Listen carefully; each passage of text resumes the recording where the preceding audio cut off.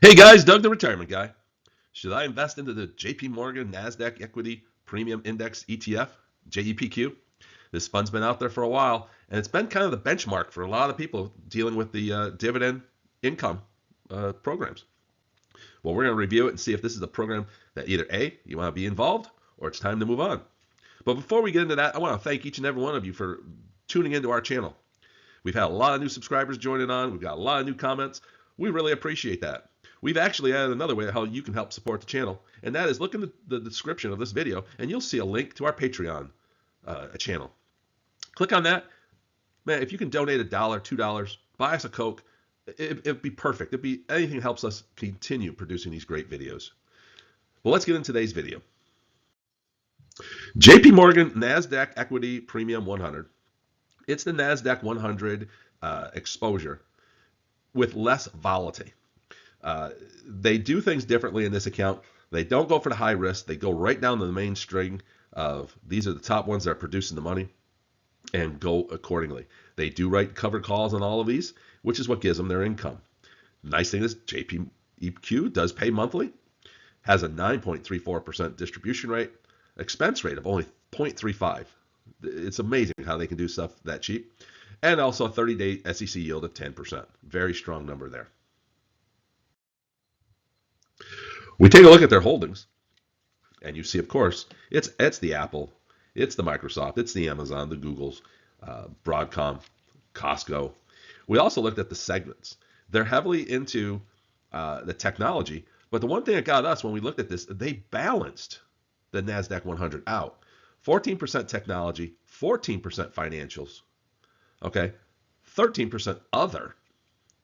But then when you look at healthcare, industrials, then consumer, and then communication services. This is a well-balanced fund. You see a lot of these things that when they get into it, they start weeding into the easy, I call the easy money.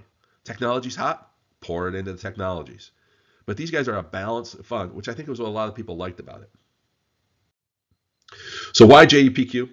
Well, it's had a strong 23.6% total return. So that's including all your dividends, interest, capital gains over a specific period of time.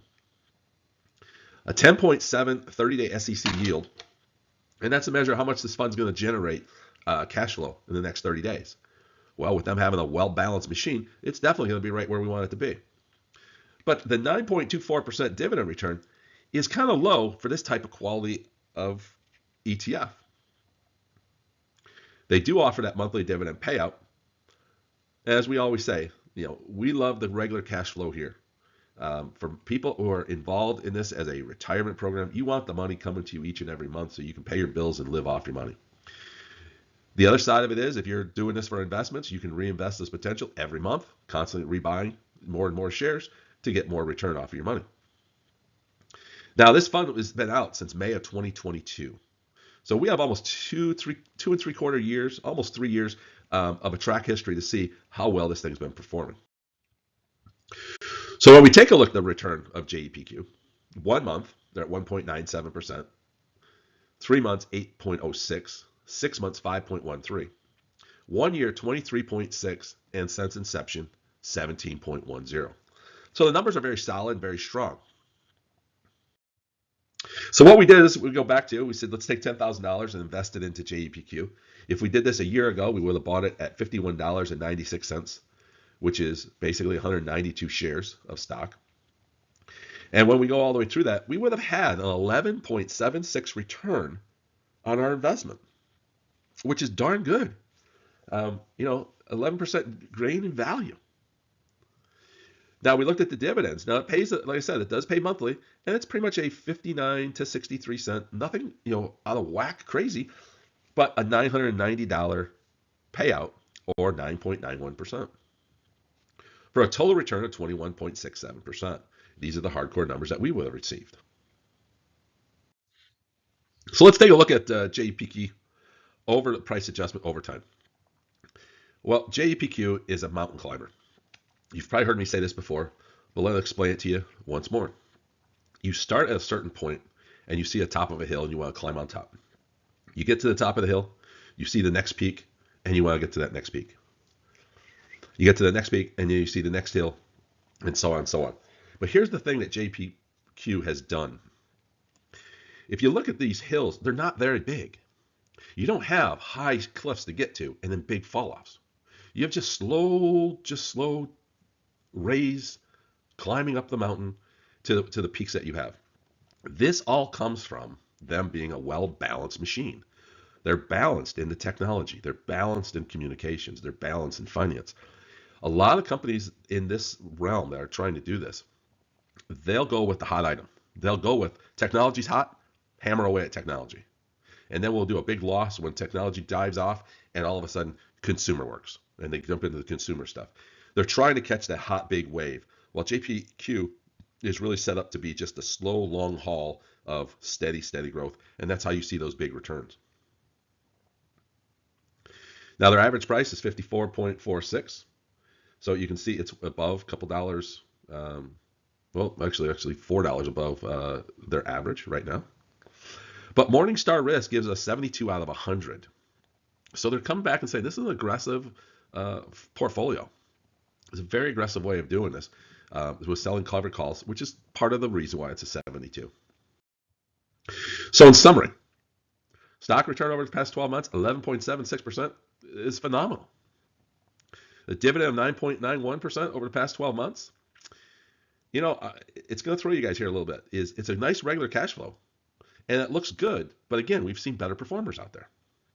We're going to give it a thumbs up because it can't turn down 9% return on your money. But in retirement, you don't want, you want more dividend than growth. So this is where we start saying, is this really what we want? Your total stock return of 21.67%, including dividends. Yeah, it's again another positive thumbs up. But is JEPQ good for a retirement account? And my answer is going to be no. Now I know I'll get a lot of flack about this one because so many people are involved into it. But my answer to you is definitely going to be a no. The dividend is low at 9.91%. If you are living off of your retirement, if you're trying to live off your dividends, you're going to get 9%. And then you're going to have 11% growth. So you got 11% growth. Well, you got to do something to generate that 11%. You got to do something. You got to sell shares. You got to sell some of your shares to get that money to reinvest into something else. So this is why this is not something you want in a retirement account that you're going to, I call set and forget, or set and look at it on a regular basis. I would love to say, hey man, if this was a 6% and you take the extra 5 and give me a 14% dividend, I would be all over this. But the dividend is too low. The value of growth for a retirement account is too high.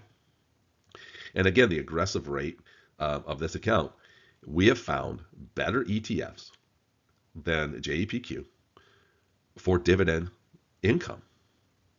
Right off the bat, I'm not going to promote one, but I'm just going to say SPYI has a great round balance, giving you a 6% return on the value and a 12% on dividend. We have a video on that. I'll link it down below so you guys can take a look at that one. That's why we say, is this good for retirement or is it not? The other thing is, if you're sitting here saying, hey, I'm not about being in the retirement, I want to know, is this a good fund to be in? If you want growth, go for it. 12% growth is phenomenal. Plus an extra 9%. So you're getting 23 in a year. If you want to grow your retirement account or you want to grow your funds, this is a good account to be in. But when you hit that retirement that you want to live off your dividends, this is not the account. You need to get your money out of it and move on. So we put this as a hold. I hope this information comes to you, helping you out making that decision. This is Doug, the retirement guy. If you like what we're doing, man, just give us that thumbs up. It helps the channel across the board. Hit that subscribe button. Don't miss a single video that we produce. And you know what? Leave comments down below. This video came to you from one of our viewers who left a comment and said, could you do a review on this? I'd like to see if this one's worth being involved into. And so we hopefully give that information that you need. Everything helps grow the channel. Guys, I thank you and look forward to talking to you next time.